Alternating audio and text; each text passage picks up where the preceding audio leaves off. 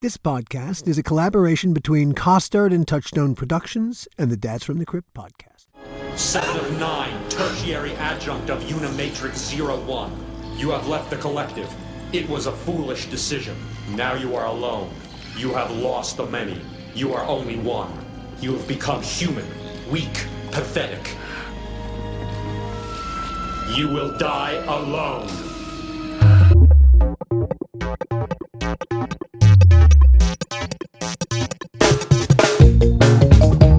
Hello and welcome to the How Not to Make a Movie podcast. I'm Alan Katz. In this episode, we're finally standing up for standing in. Well, our guest Ron Ostrow is standing up for standing in, and it's about bloody time that someone did. One of the appeals to me about the TV and movie business is how incredibly collaborative it is. It really takes a village of people to put on a show. When you're first starting out in the business as an actor, they pound into your head, there are no small parts, only small actors. It's true enough. There are countless examples of actors playing small parts that ran off with the show or the movie. I'll have what she's having. As in the background as they seem, even background actors can make a huge difference to making a piece seem real. And they are acting, or being as we need them to be. Another group of actors working on a set, stand-ins, as the job description says, stand in for the actors in a shot while the director of photography or the cinematographer and their lighting crew light the shot. It can take a while, hours sometimes. Feels like days to a producer. The actors, meanwhile, well, they're in the pretties, hair and makeup or wardrobe, or they're hanging out in their trip. From a producer's POV, we want our actors and their energy primed when it's time to roll camera. Standing in, though it seems simple, well, it has its own demands. Some people can do it. Most, well, they really can't for a host of reasons. Good stand-ins do way more than just look pretty or like the actor for whom they're standing in.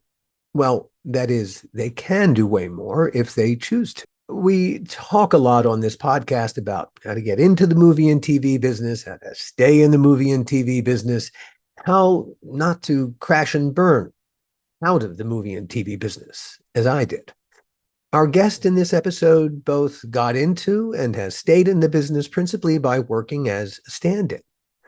Ron didn't plan or intend to have the career he's had, but he's had a career. Lots of people aspire to what Ron has achieved. The stone cold truth is, living life successfully means compromising your way through it successfully. Ron's compromises got him through, paid his bills, and gave him a future with a little left over. You can measure success many different ways, and that's kind of what this conversation's ultimately about. In a lot of ways, Ron's story is what mine could have, should have been, in the sense that he sustained his career by hook or by crook. Ron also had some pretty excellent relationships walking in the door with people like Aaron Sorkin, a friend from his youth. Ron had the very good sense to maintain and nurture those relationships throughout. That opened doors that wouldn't have been open otherwise. But friends can only open doors for you. If you want to keep those doors open and keep them viable as doors, you need to do all that hard work yourself. Ron walks in the door an exceedingly nice person, but he knows how to read a room once he's inside it, and a situation, and an environment. Over the course of his career, it's made Ron deeply pragmatic, and an excellent voice to listen to for those seeking advice about this truly insane business. Ron's also a very good storyteller, and he's the perfect person to stand up for standing in, as you'll see and hear. First of all, you're from Scarsdale. I'm from Scarsdale, New York, originally. Yes. Yeah. We're going to play a little Jewish geography. Uh-oh, I don't know if I can do that. Okay, we'll try. I know one person from Scarsdale because I went out with her. And I think she would have been in your year because you graduated from Ithaca in 1982. Right. That means you graduated from high school, let me do my math, in 1978. That's correct. Did you go to public school in Scarsdale? Yes. Debbie D'Angelo. I know her very well. How do you know her? I mean, actually, when I say know her very well, I knew her very well. I've not spoken to her in a very long time. We're Facebook friends. How do you know her? I went out with her When? when I went to Vassar. No kidding. She denies this story the last time, or she says she denies that she remembers it. When we were in elementary school, she had some kind of like dream where I was her boyfriend, and her friends all would tell me about the story. I mean, it was like fourth or fifth grade, and I was so freaked out by it. It was not something that I could deal with. Um, and then she grew up, and I greatly regretted it. Uh, Very sweet, very very sweet, lovely person. yes, yes, yes, yes. Yeah, And we went to elementary school together, yeah, actually, elementary through high school. through high school. Yeah, I met her at Vassar. Um, yeah, I went out with her my senior year and a couple of years thereafter. Oh, It was intense. okay, well, good for the two of you. Oh, I don't know about I don't know about that. I don't know about that. But oh gosh, when I saw that you were from Scarsdale and I saw the year, I thought, oh my God. So already, as far as I'm concerned, this is off to an Oh, amazing that's start. say what did you say? I said this is already off to an amazing start. Oh, okay, then we should stop now when we're ahead. You were well, you went to Ithaca and you studied drama. Right, I have a BFA in acting, Yeah. and that Um that and the subway token got me uptown. uh, I I was a drama major at Vassar, so we both traveled the same route. Were you always a drama rama? I I did the eighth grade play because that was the only way to be in the eighth grade play, which was the major so event, was to join the choir, where I learned that I could sing, and I got I played Judd Fry in Oklahoma.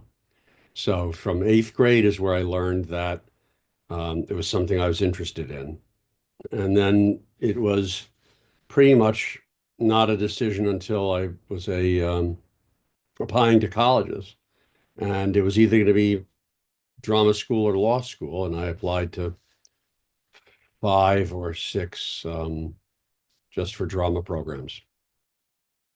What what I did your think dad do? four, maybe. I think I may have only applied to four schools. Yeah, Well, okay. and got Let's go into, back one step. got into two. What did your dad do? He was a lawyer. He was many, many things. Um, he started out actually. He'd be a subject for a podcast. Um, he started out in Wall Street in finance. He was actually Arthur Lehman's personal assistant and worked at Lehman Brothers. And actually, if you go to the Museum of, is it MoMA? I can't remember. One of the museums has a Lehman room, which is a recreation of Lehman's apartment. And there's wallpaper on there. And my father probably picked out that wallpaper. But he used to have to travel. He would travel around town. He said, my brother told me a story. This was well before I was born. He would travel around town in a taxi with pieces of fine art, travel, moving them from one place to another. But that was his interest. But that was, he did a lot more than that. But I mean, so that was one of the things he did.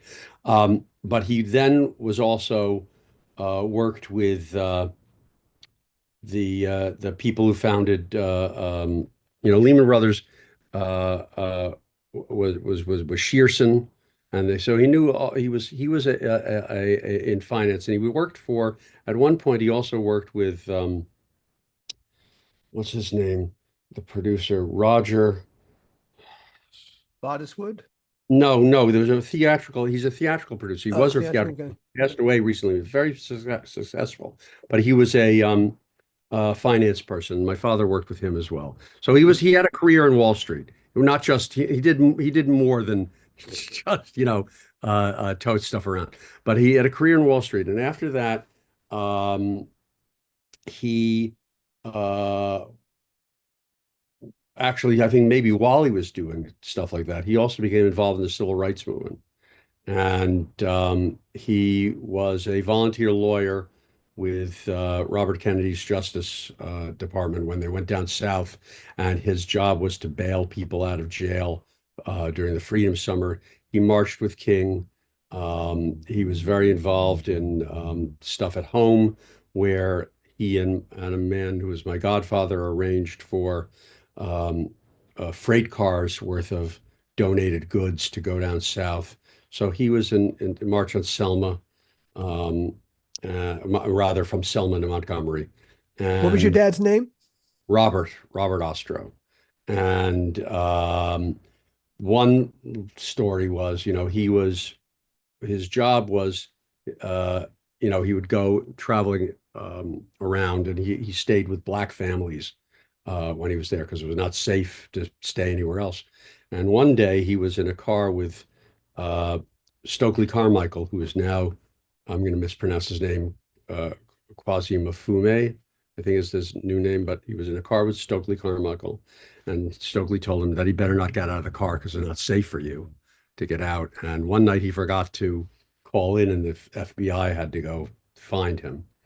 So it was a very dangerous time, and he flew home on one on the to New York on a plane with Mickey Schwerner's body, one of the three civil rights people who were killed in Mississippi. So he was a founder of an organization called the Mississippi Education Fund. He was also, I think, a founder with George Wiley of the National Welfare Rights Organization. And then after he left Wall Street, he went into the art business, and he had a company called Collectors Guild, which was a mail order fine art, limited edition lithographs and sculptures. And he did that for a very long time.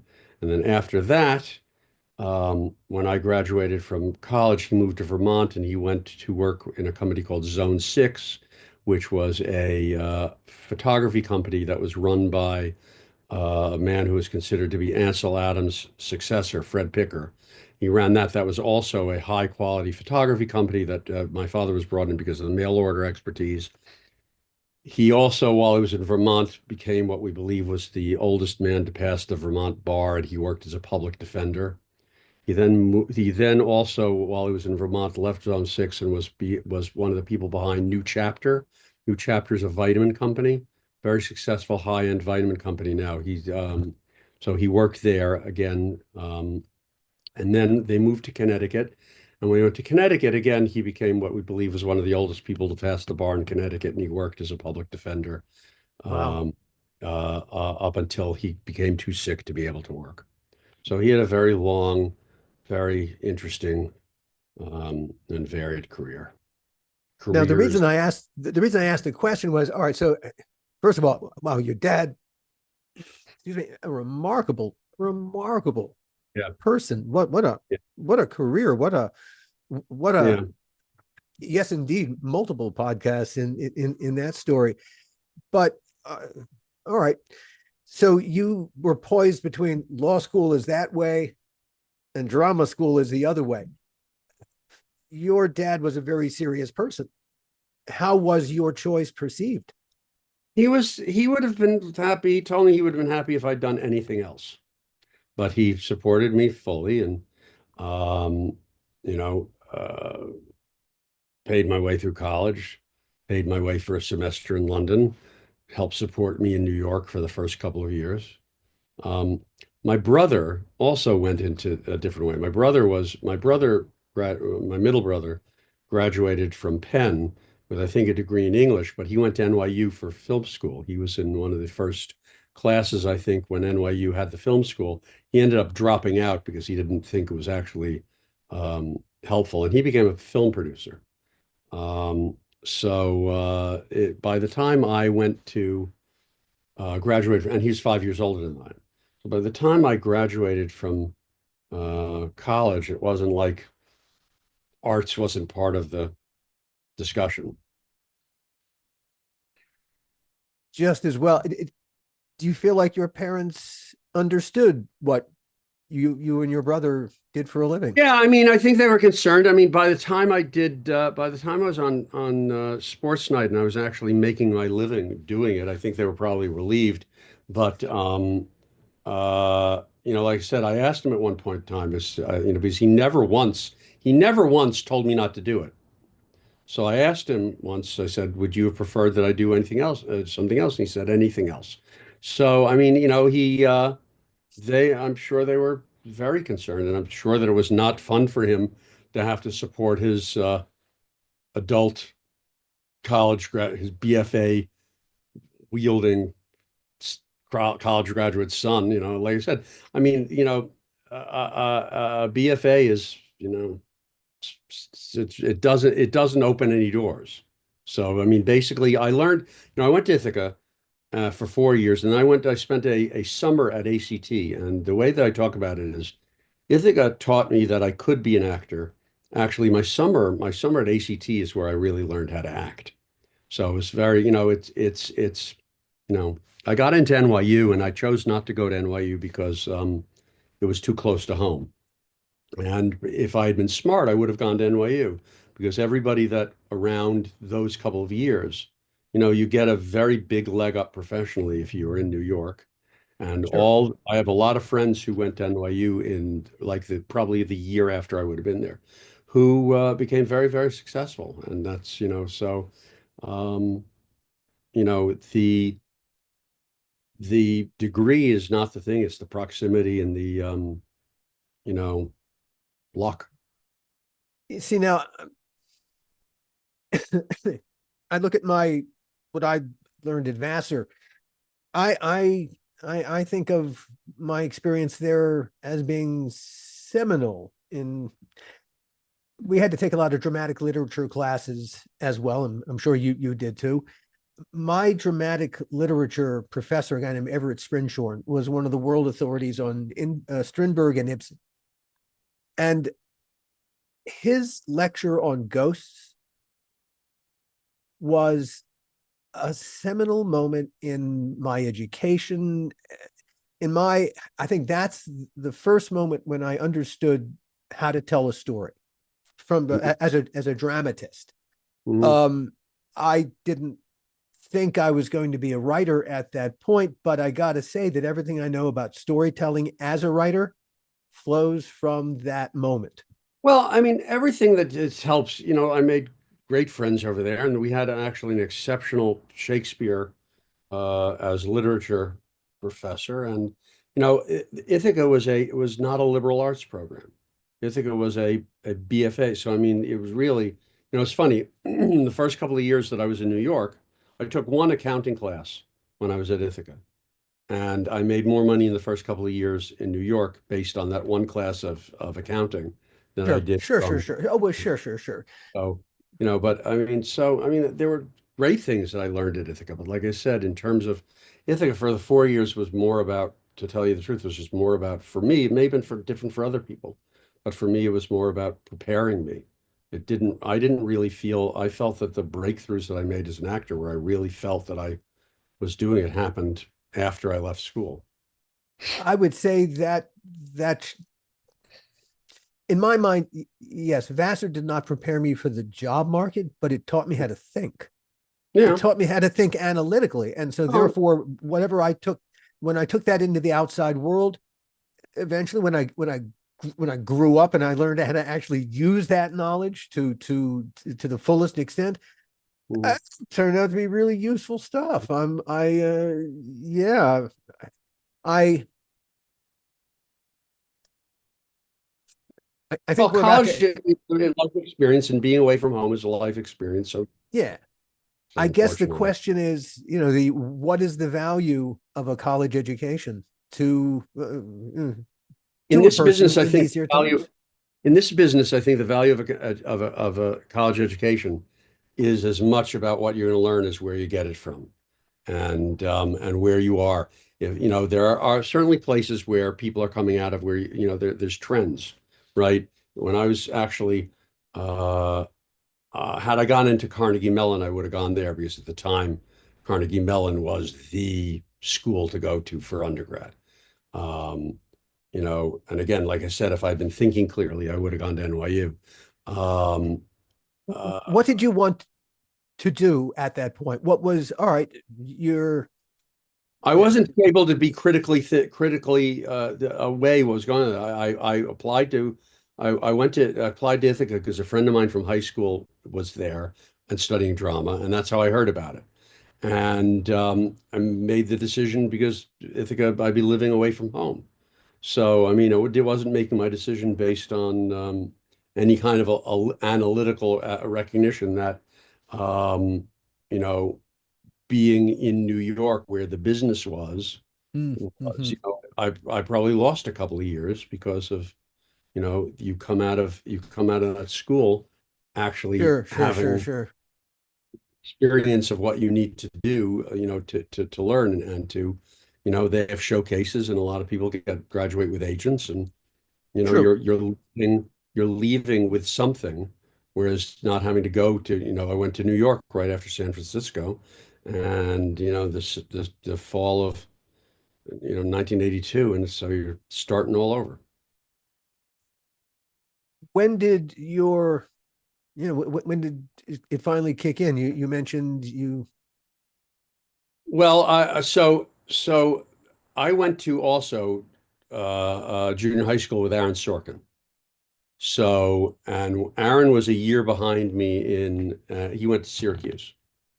So he moved to New York in 83. I was there already. We worked some of the same jobs.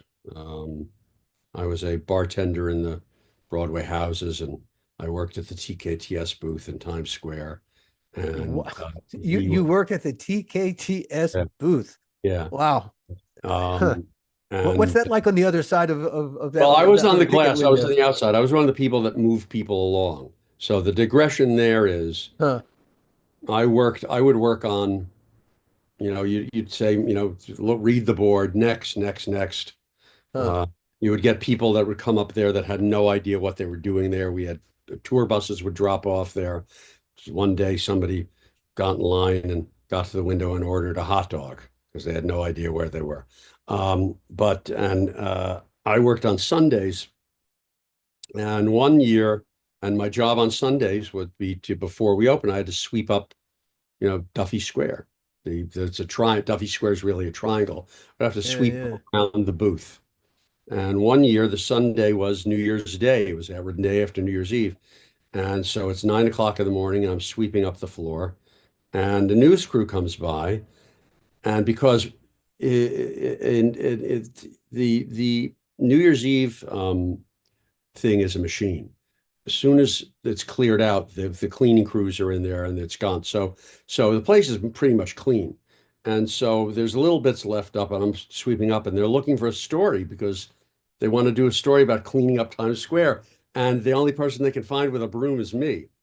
So I was interviewed on WCBS News, sweeping up Times Square, and talking about my father. I was sure he was. I joked with him that he was very proud that Ithaca College was one of the most expensive private colleges at the time, $7,000 a year. Um, and I said I'm sure he was very proud that he had spent all that money to have his son be a street sweeper in Times Square. Um, so anyway, he got me a job. Aaron got me a job, I think, working at for a company called Theater Refreshments. I got him a job working at the Times Square booth. At some point in time, we were roommates. He was writing A Few Good Men at the time that he was living with me. Wow. And I got to New York in 1982. In 1989, I was in Broadway in A Few Good Men. And so it took about, I worked before then, but nothing, nothing significant. A lot of extra work. Um, and got the show, and that's 1989 was really when I started to have a career. Extra work is work. Extra work is very good work, and especially it depends on, people look down on it, but But it's I've had essential work. It's my essential. career right now, my career has been a parabola, right? I mean, it's gone like that. I work as a stand-in as well. I'll do that. I just did commercial extra work last week. I did some English language dubbing on a Netflix show last week. You do whatever you do, and if it's union, it goes towards your pension and health. And I've had insurance. I've earned insurance pretty consistently for I've been do I, it's 2024. I've been doing this for 42 years. I have a lot of friends who came out of the box extraordinarily successful. I have friends who've won Oscars and Emmys, Golden Globes. And then there are other people that I went to school with who quit after, a year, 2 years. They found it wasn't for them.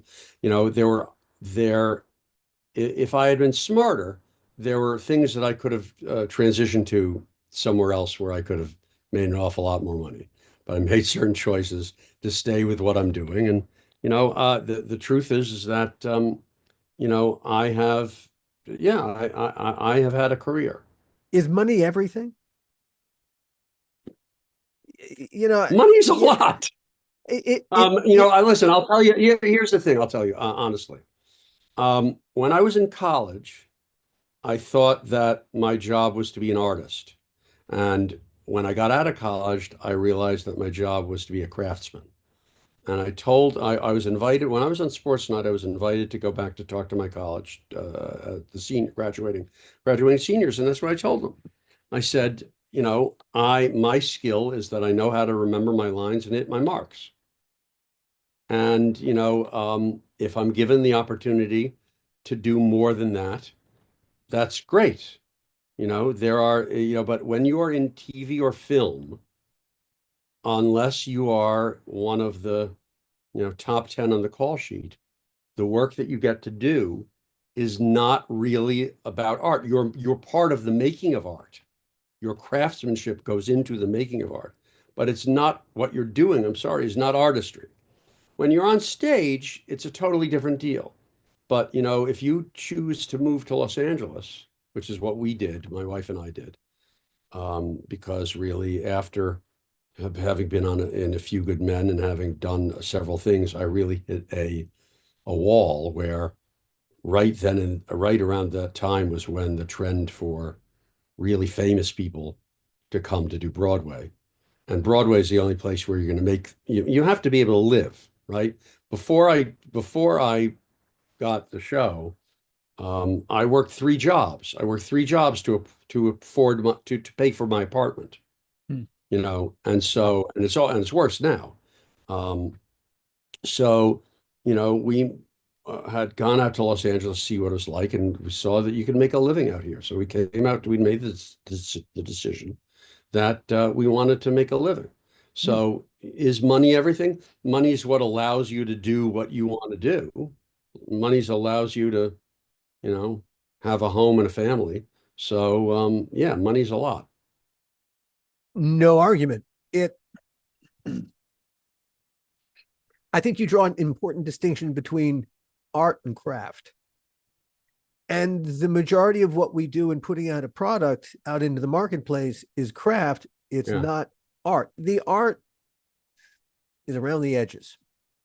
Well, And it depends on who you are, though. It just depends on who you are and where you are the truth of the matter is where I am in the process is rarely it really depends.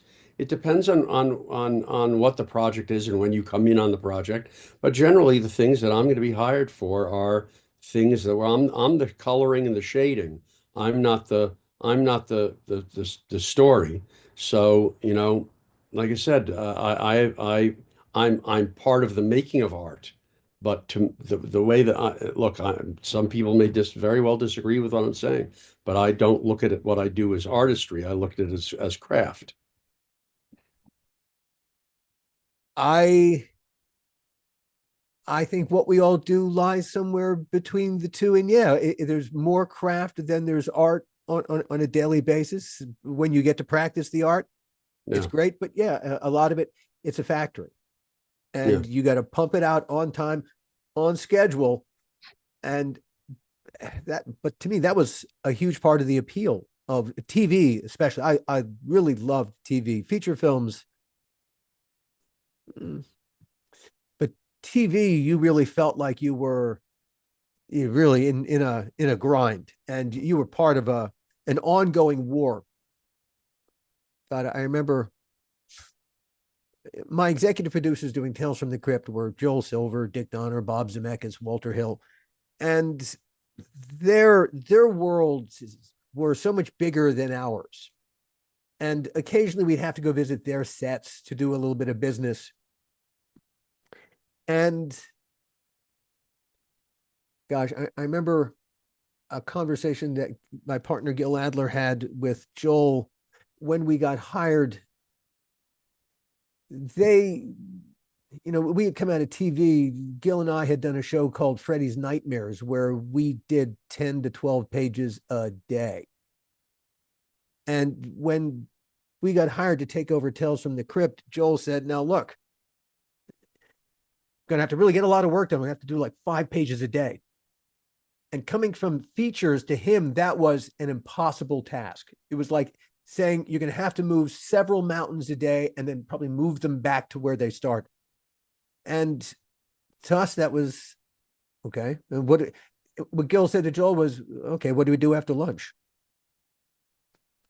So, but I think there's a certain art in putting out a product. Yeah, but Yeah. also the art. So here's an example. I did background work for Woody Allen and Sidney Lumet, and those days were never longer than 8 hours. Hmm. And they never did massive coverage. They knew exactly what they wanted when they showed up. And actually, I acted in Being the Ricardos, Aaron Sorkin's movie that he did, and I've worked a lot with Aaron. And I'm watching him work, and I said, the only other people I've seen that work like you are Woody Allen and Sidney Lumet. I'm very surprised that you're not taking all this coverage and doing all this stuff. He said, well, I wrote it. I know what I want. I know what I want. And there are people who have a confidence in their storytelling and their ability to maybe trust their DPs or they know exactly how the edit's going to go through. They don't need to be David Fincher and take 120 takes of a shot. They know how to get it. They know what they want. Now, maybe you could say, well, there's a different level of artistry between what they're doing and this doing, whatever, you can say how you experience the final product. But there are people who are their craftsmanship is in great service to their art. There are other people who it seems like don't really know exactly what they're going to do till they get in the editing room, so they're just going to shoot everything. And yes, you can't do that in television. You can do that if you're in a big budget movie. You can't do it in a low budget movie. I was in some low budget movie where one of my scenes had to get cut because we lost the light, and they weren't going to come back the next day because they didn't have the money for it. It's too bad. I had a nice scene that I didn't get to do. I worked on Hannah and Her Sisters, and I mean he shot stuff in long shot, across the street. It just other people would have pushed in and did this and the other, and they didn't need it. Same thing with Sidney Lumet. I worked on Q&A, and we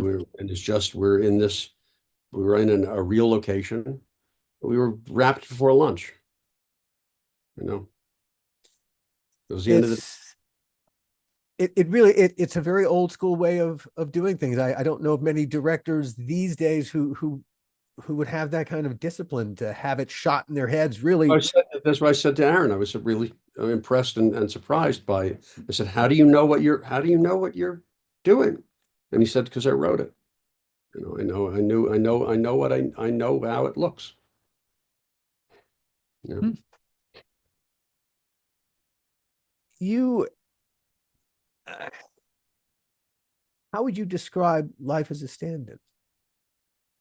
It's both great and frustrating. I mean, when I came out here, um, I got when I first came out here. Well, so first of all, so let's back up. In New York, when you do extra work, well, people still look down on extra work, people as extras. In New York, not so much. The work was so far as people, actors would do extra work, and so I did some standing work when I was in New York, and when I came out here, we, my wife and I signed up with extra companies, and quickly I got attached to an AD who liked me, who said, "You want to be a stand-in?" And she took me to a show called The Last Frontier, which did not survive more than a season. It was one of the first shows on, I think on wasn't on Fox. I can't remember. I can't remember. It was a very early. It was 1980, 19, no, 1995, something like that. Hmm. And it was early show. Um, and it's you're a part of the crew basically, and so you get to make good relationships with people. It's a little frustrating though. If you're an actor, to be on a set every day is magnificent, but to be on a set every day watching everybody else act is hard. So you have to have a certain outlook to it. So I went with her, that stand-in. I mean, that AD actually, I went with that second AD to another show. I went to Just Shoot Me. And the first season of Just Shoot Me, I stood in for George Segal. And when I was there, I would play the guest cast. I worked 5 days a week on that show. And I would sometimes do the table read because they would not because of the budgets.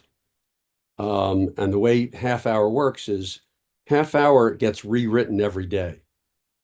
And there might be parts in the show on Monday that are not going to be there on tape day on Friday. And so they're not going to hire the actor. They're not going to hire a day player. They're going to hire them on Friday. They'll hire them on Thursday or Friday if the part it survives. Sometimes it's a 3 day part. They'll hire them on Wednesday if the part survives. So I would play the part at the table read and through rehearsals. And so I actually got to act, which was wonderful. And actually, that's how I learned how to do multi-camera shows. I learned how to act on multi-camera, and I got a part on the show. And I was doing the same year I did another show called Fired Up, and that was Jimmy Burrows was the director of that show, and it was the Sharon Lawrence starred on it, and we only did like 7 or 8 episodes the first season.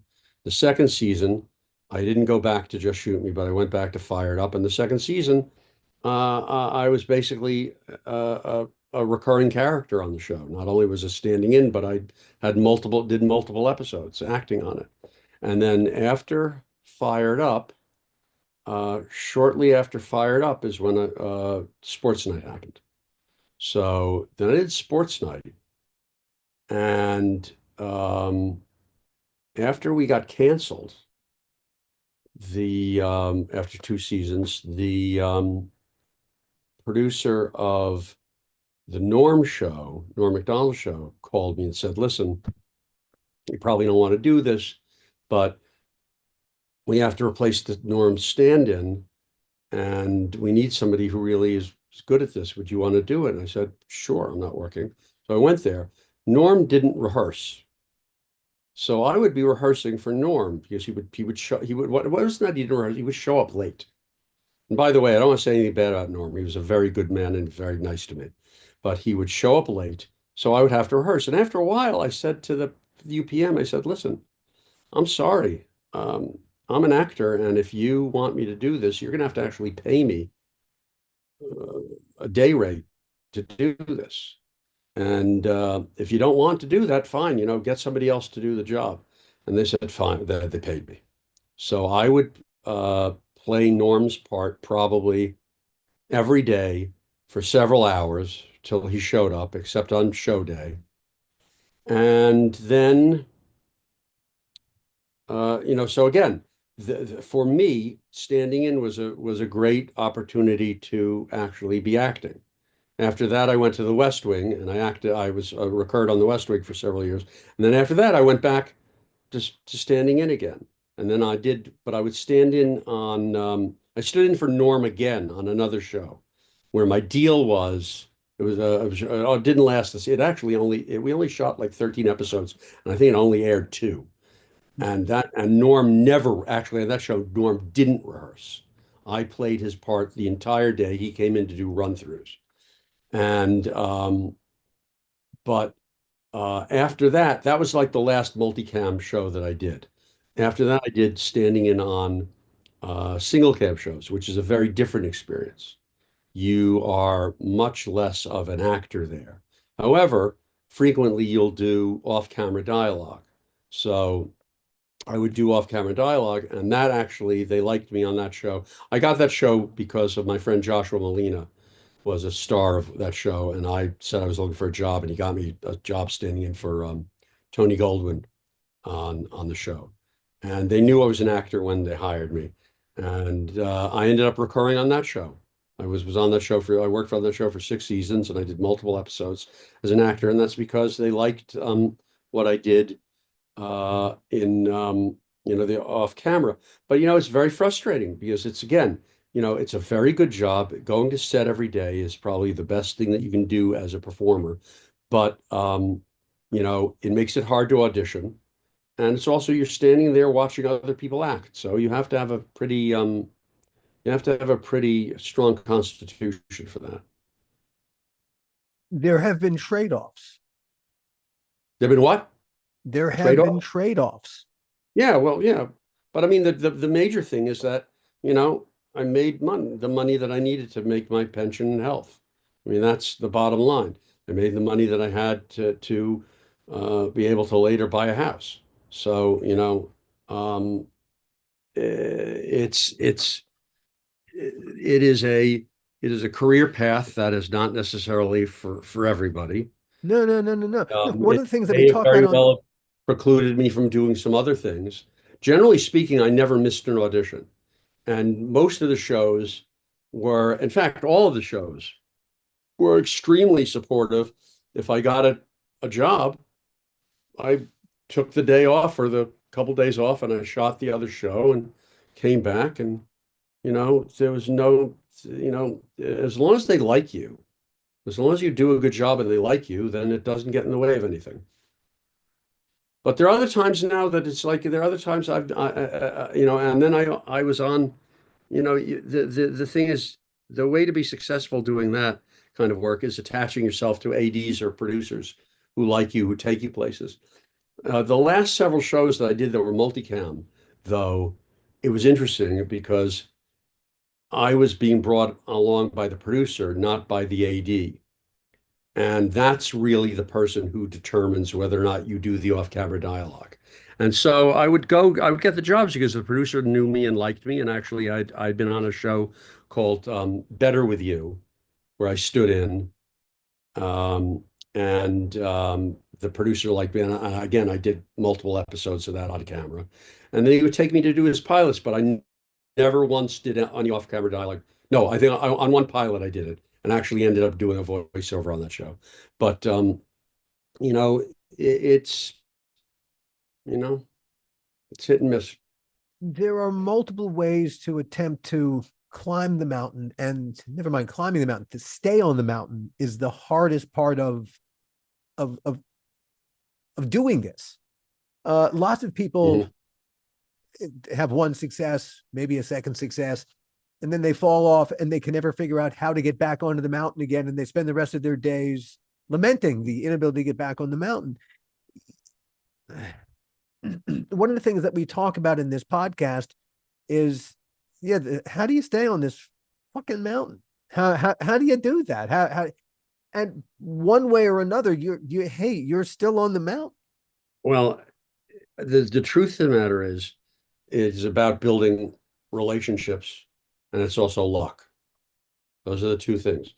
At a certain point in time, unless you're with a certain kind of agency or have a certain kind of status, most of the jobs I've got hired for are because people knew me. It's knew me from working with them or knew my work. I've had jobs that were straight offers from people I didn't know, and that's been surprising. And then there's other times when it's like you can't beat the door down to get seen for something. So, but most of the majority of my stand-in work was because I went with people who know me, because that's a job you work when you work 5 days a week with people, you want to work with people you like, and you work with people, people who are good, but people you like, because you're going to be with them 10, 12 hours a day. And so assholes make jobs very difficult. And I got hired on back when you were able to go in the room and audition. Hmm. I got hired a lot because of, you got a chance to talk to people and they got a chance to see you as a human being and get a sense of what it would be like to have you on the set, and they find out you have friends in common, or they look at your resume and know the thing. And that's how you get, again, at my level of being hired, that's as much as anything else. Because, when you've got a choice between two people who are equally qualified and good for the job, you're going to go with the person who you want to spend the day with. But nurturing relationships is absolutely essential, and taking care of these relationships, feeding them. Yeah. You really, that is an important part of the work if you want to have any kind of career in this. Kind of And hey, longevity, I think so. yeah. Lots and lots and lots and lots and lots of people would love to have any kind of career anywhere near this thing, and they can't. It is an absolute testament Yeah. to a kind of ingenuity and just But I'm telling you, it's also luck. So perseverance. again, I the last regular job I had was on Ted Danson's new show. And the way that I got that job was I got a phone call from Central Casting to stand in on the Seth MacFarlane show, The Orville, because I looked like Victor Garber. Victor Garber was, so they needed somebody to stand in for Victor. And while I was standing in for Victor, Ted was on the show. And so I stood in for Ted as well. So I did multiple episodes of that show. It was during the pandemic, which was amazing because they had carry days back then. So I would get paid for not even showing up. But so we did that, and then I get an inquiry from Central Casting saying, "You stood in for Ted on the Orville, right?" And I said, "Yes." And they said, "Are you comfortable, reading lines with people and doing stuff like that?" I said, "Of course." And they booked me on Ted's show, Mr. Mayor, for the second season. And the reason why they booked me on that show is because Ted's stand-in of 7 years decided he didn't want to be vaccinated. So because he didn't want to be vaccinated, they couldn't hire him. So I did the second season of Mr. Mayor. And then I just did the first season of A Man on the Inside for Ted. I've done commercials for Ted, and I'm fully expecting, we'll see, this could be a jinx saying it on something that doesn't happen. The show got picked up, and I'm fully expecting to go back to the show. So, that whole thing was pure luck. I've created a relationship there where they like me well enough that they liked what I did. And it's always because of luck. You know, you undersell yourself, my friend.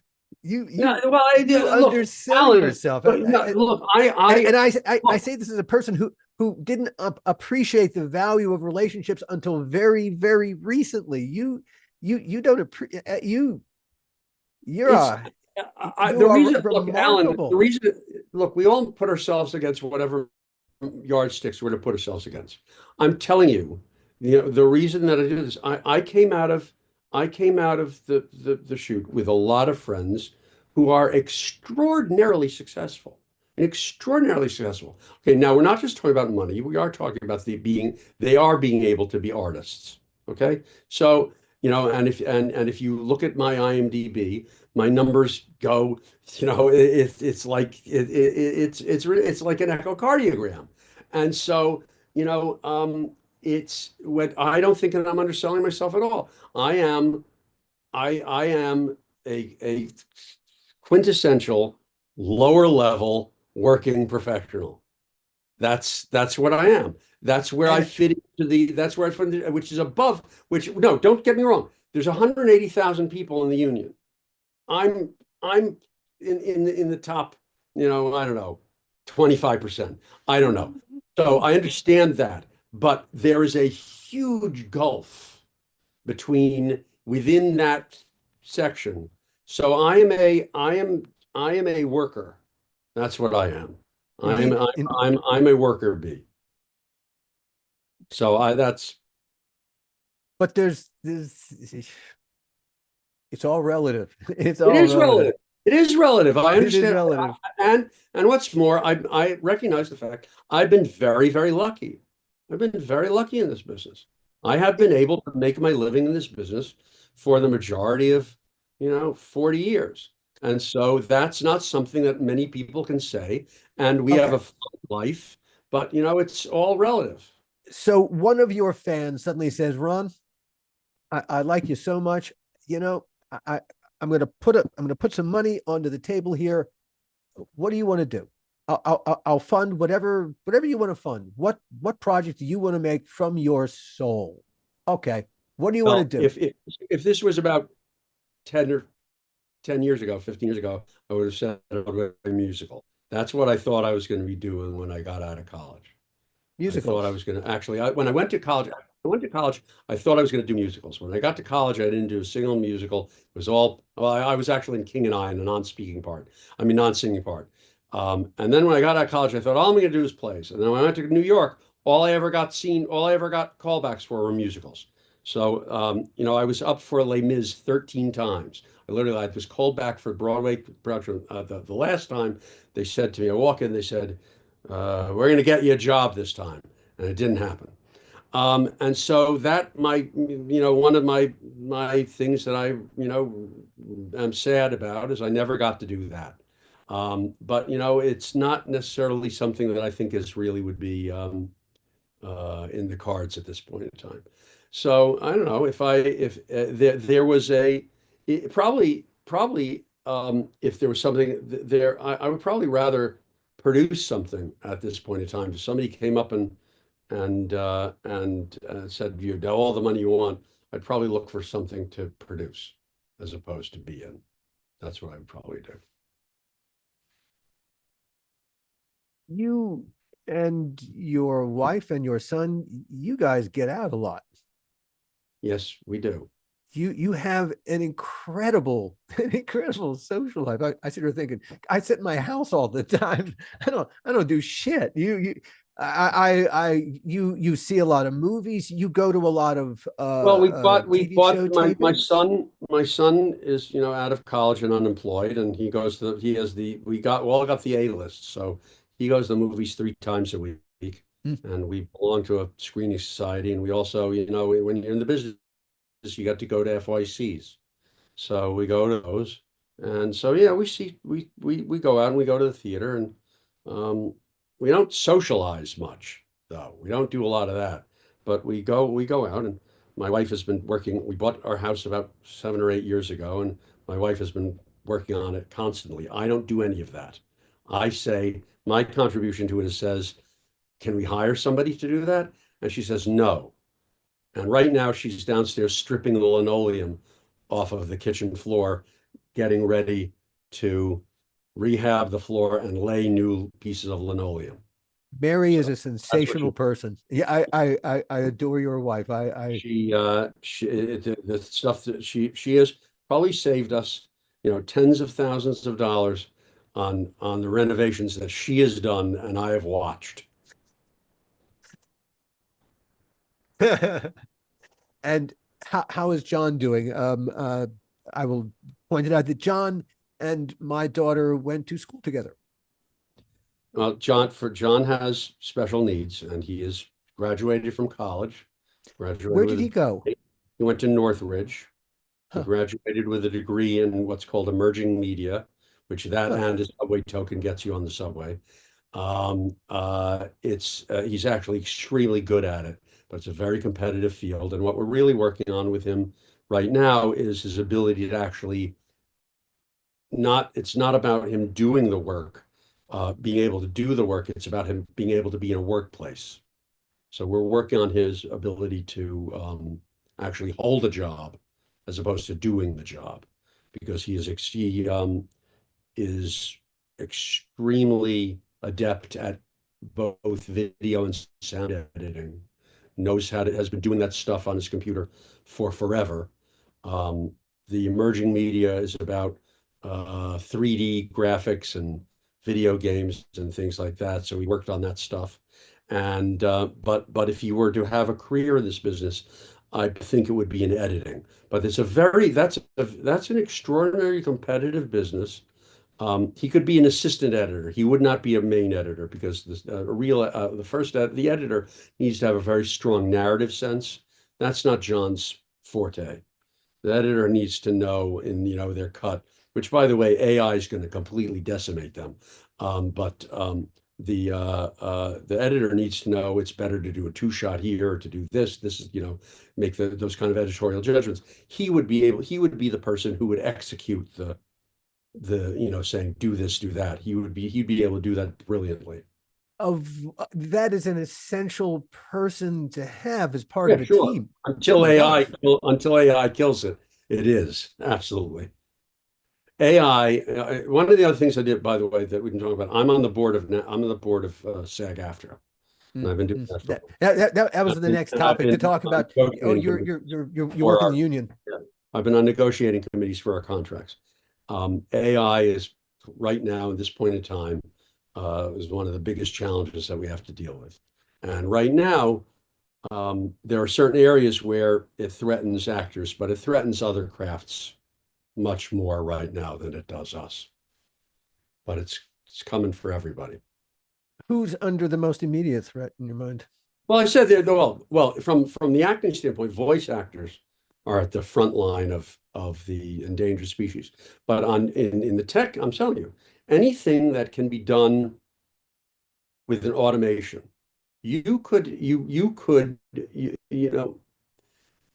write programs that literally dictate what takes you want and what things you want to do, and the AI will do it. AI could probably do a first cut of the movie, because if you are a director and you've marked what takes you want to take, AI could probably do a first cut. It won't be, I don't think it'd be very good, but it would give you the first cut that you need to be able to make this stuff. So there's certain things that I think that are gonna, you know, streamline certain processes, and I think it's very scary. You know, I don't think that I have to worry. I don't think that Teamsters really have to worry too much about self-driving trucks right now. But Not not you not know, yet.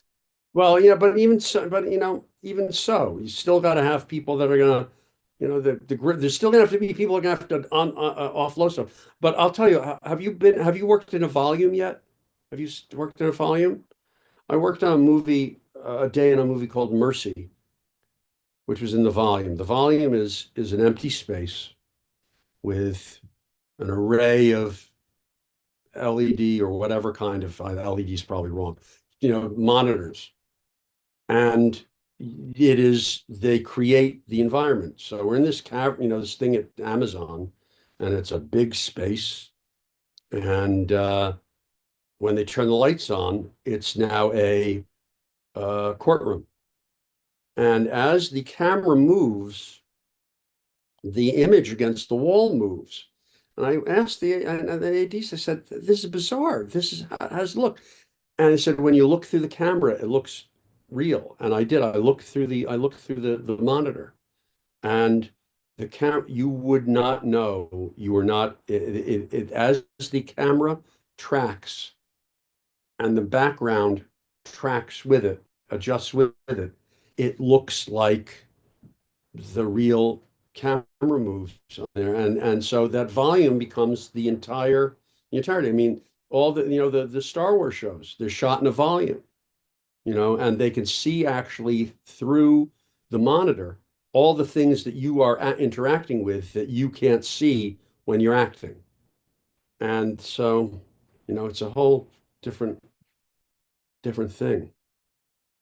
Indeed, it has over the course of our careers, it has gone from one thing to quite another. Mhm. Yeah.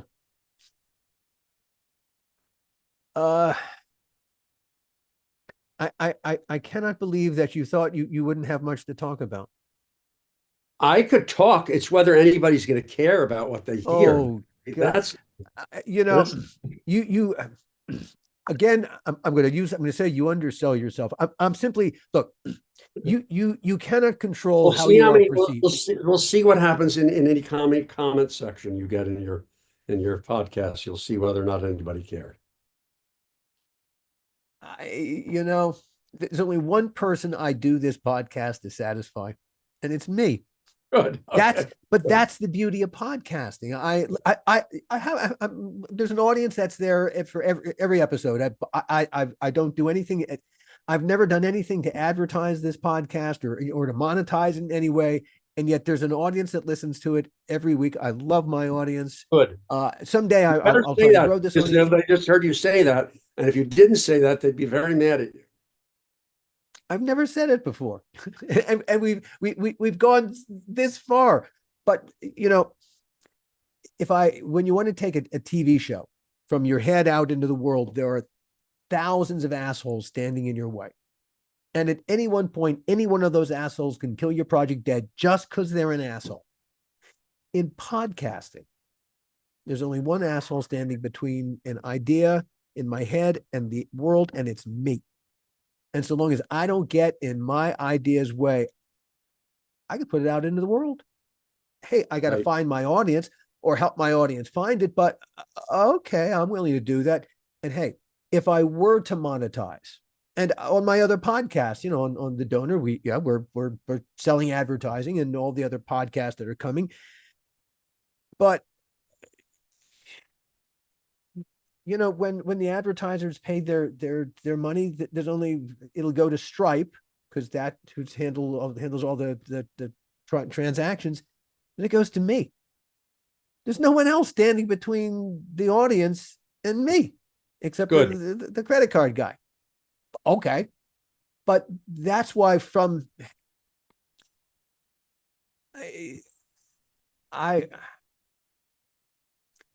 I think you're way more interesting than you give yourself credit for. Okay, good. I'm glad. You are a wonderful storyteller, and really and truly, I believe everyone has at least one podcast in them, because they have a story.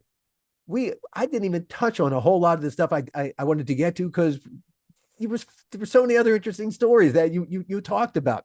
Okay, well, I'm glad. Look, I'm glad you're happy. You have multiple podcasts in you, is all I'm saying. You have, if you wanted to have, could you have a really nice voice? And if you wanted to have a career in podcasting, you could have a career in podcasting. That's all I'm saying. Ron. Okay, I'm coming after you, Alan. I'm coming after you. Come for me, baby. Come for me. I thank you so much for sitting in today. Really, truly, this was. First of all, I don't think I've ever had a chance to hang with you for this length of time and just shoot the shit. For that alone, for me, it was worth the price of admission. No, it was very nice. Thank you for being here. And I look forward to doing it again, because, like I said, there's more stuff I want to talk about, and you actually brought a lot of insight to a whole lot of things. Good. Thank you again, Ron. Thank you, everyone, as usual, for tuning in, and we'll see you next time. The How Not to Make a Movie podcast is executive produced by me, Alan Katz, by Gil Adler, and by Jason Stein. Our artwork was done by the amazing Jody Webster, and Jason Jody, along with Mando, are all the hosts of the fun and informative Dads from the Crypt podcast. Follow them for what my old pal the Crypt Keeper would have called terrific crypt content.